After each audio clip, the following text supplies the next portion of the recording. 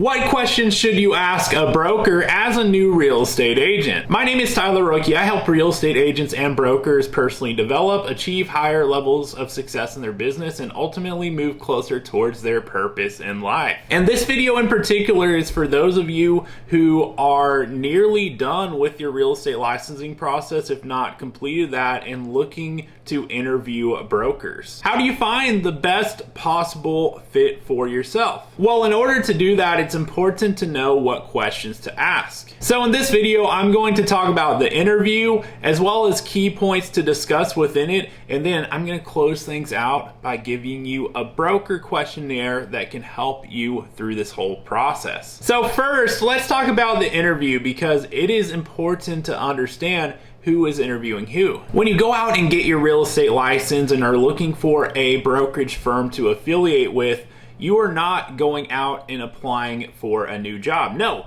you are an independent contractor, and as an independent contractor, you are your own boss. And generally speaking, the way that real estate brokerages are set up as a business is to take on as many new agents as they possibly can. So in all likelihood, no matter which real estate brokerage you go and interview with, they're all going to want to bring you on board. And they could all phrase that differently. Some may say that they would like to hire you, that they would like to offer you a position, etc., etc. Regardless of the case, if we're talking about hanging your real estate license at the firm, they all want you. So understand what you're getting into. You're not getting a new job. You are deciding which firm, which platform you will be moving forward to operate your real estate business on. So that's the first thing that I want to emphasize and make sure that you're well aware of as we're diving into these next key points is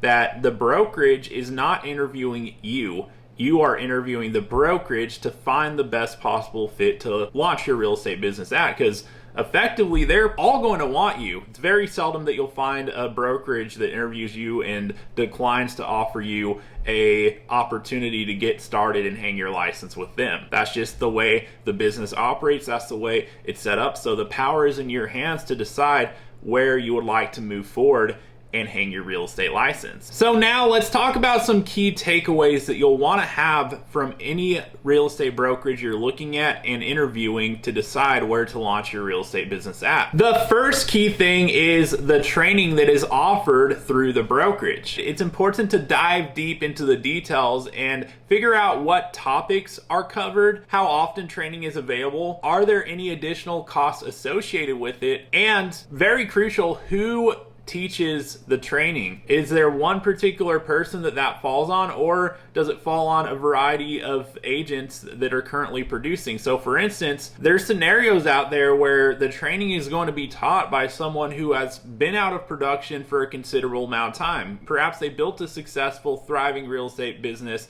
10, 15, 20 years ago and stepped out of production themselves at that point. So if you're learning from someone like that as your instructor, the chances are pretty high that they're going to be teaching you what they did back then to build that business, versus if you're being instructed by someone who is out there in today's marketplace producing at a high level, they're going to be using different and modern techniques, strategies, technologies within their business that someone who's been out of it for a long period of time simply is not utilizing on a day-to-day basis and in a position to truly teach on based on their own experience. So figure out all those details on the training and what is being offered with it. Is it primarily a crash course for brand new real estate agents that's going to be covered over your first 3 or 4 weeks in the business, or is there an ongoing curriculum of new material that you can always dive into to level up no matter at what point in your real estate career you are, whether you're brand new today or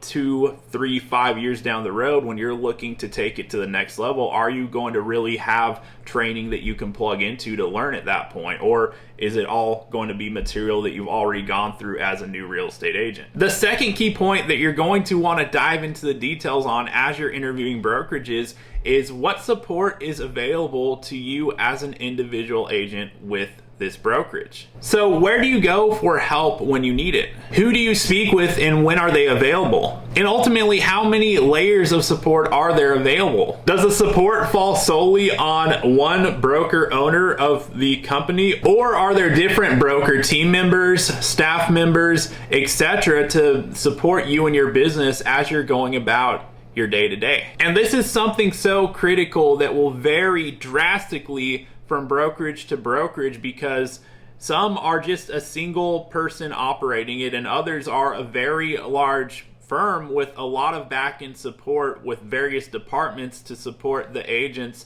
in different aspects of their business. And the very last thing you want to have happen as a brand new real estate agent is to be in a situation where you're working with your first clients and need to have something happen in a timely manner, but you're not able to get the support when you need it. So learn about exactly what is offered in the way of support and where you'll be able to go for help when you need it with various aspects of your business. The third key thing that you'll want to learn about as you're interviewing different brokerages is what is offered in the way of mentorship. So do they have a formal structure in place to pair their brand new real estate agents up with a mentor who they can lean on for help as they're going about doing their first transaction? So are there mentors available? How are they vetted? And lastly, and perhaps most importantly, how are they incentivized? And that last point is so important because reality is people respond to incentives. And if there is a brokerage out there who is telling you they have mentorship but can't explain how those mentors are financially incentivized to do that, then the reality of the matter, more likely than not, is going to be that you're not going to have support when you need it. As a brand new real estate agent, you don't want to find yourself in a situation where you were promised that there would be mentorship and support. However, you don't find yourself being assigned to a mentor who has a financial alignment with helping you succeed and get your first few transactions done. Because highly productive real estate agents always have business going on. They always have clients to take care of and things to do. And if you're not in a situation where there's someone highly productive paired with you as a mentor and they're not financially benefiting from doing that, the fact is they're probably going to go towards that next thing that they can be doing to take their business forward versus your own. So it's important to know what the mentor stands to gain from having you as a mentee. And as long as there's something there that seems to make sense, then that's a positive thing, because the last thing you want is to be promised mentorship and then not to see a structure behind how that actually happens, because it's easy for brokers to say and point towards anyone who's a highly productive agent in their office, but fact is these people are all independent contractors. So unless there's a formal way in which they're aligned with helping other agents succeed in the office, then chances are those highly productive agents are just going to be going about their own business, doing their own thing, if they're even in the office to begin with. But if they are, they're going to be taking the needle forward in their own business more often than not. And that brings us to the fourth key point you'll want to learn about as you're looking at your different brokerage options, which is the collaboration. Is there any financial incentive in place for other agents at that company to help you grow? Because I'll tell you, for sure the broker has a financial incentive. If it's their brokerage, that's their role. If it's a broker owner, maybe it's a broker of record, but regardless, their compensation is tied to how well that company does. And so they want you to be productive. But fact is, there's only one of them.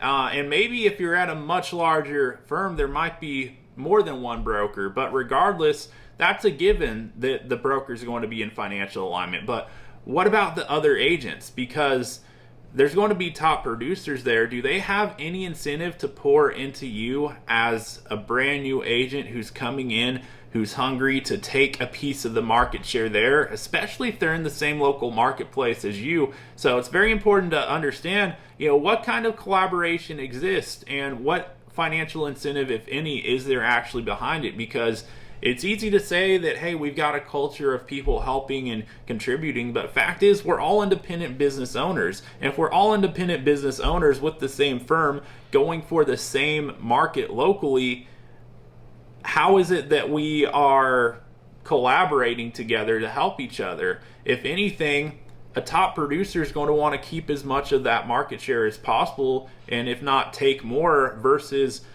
teach the other agents there how to take some of that market share from them, especially by doing exactly what they have done to get there. So I'm not saying there's people out there that won't share their secrets and won't pour into new agents as they're coming in. There's going to be people that have a teacher's heart, that has a really servant mindset. They're not worried about that stuff. But on the other hand, most people respond to financial incentives. Most people are going to do what's best for their family and not what's best for the company that they're a part of and all these other agents coming into it. So what financial alignment is there with the agents who are all working together in that company, if there is any? And I'll tell you flat out on this one, vast majority of brokerages out there do not have something that financially aligns the agents with helping each other. So that collaboration is really being fueled by those who operate that company and are doing things within the community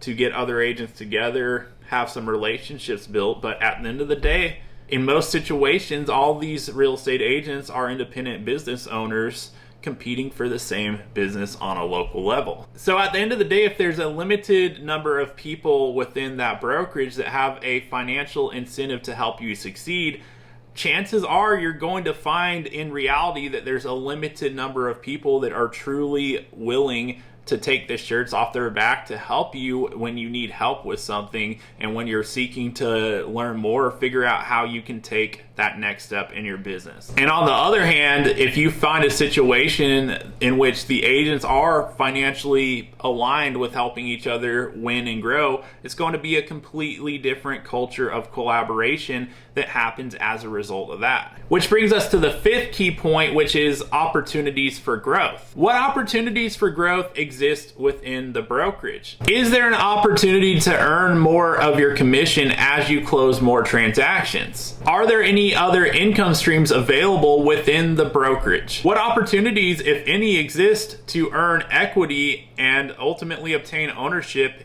in the brokerage? So while you're starting as a brand new real estate agent today, it's important to know what this could potentially look like in the years ahead as you close business and build your business. You don't want to be stuck in a situation where you don't have a real opportunity for growth and to work closer towards achieving financial freedom as you're building your real estate business and becoming more productive along the way. So those 5 key points, if you really dive into them, are going to help you to understand and compare the different options you have as a new real estate agent while you're out interviewing different brokerages. So the last thing I have to share with you for now is something that will further help with this process, which is a brokerage questionnaire. So as a thank you for watching the video, if you go to the description below, you'll find my email there.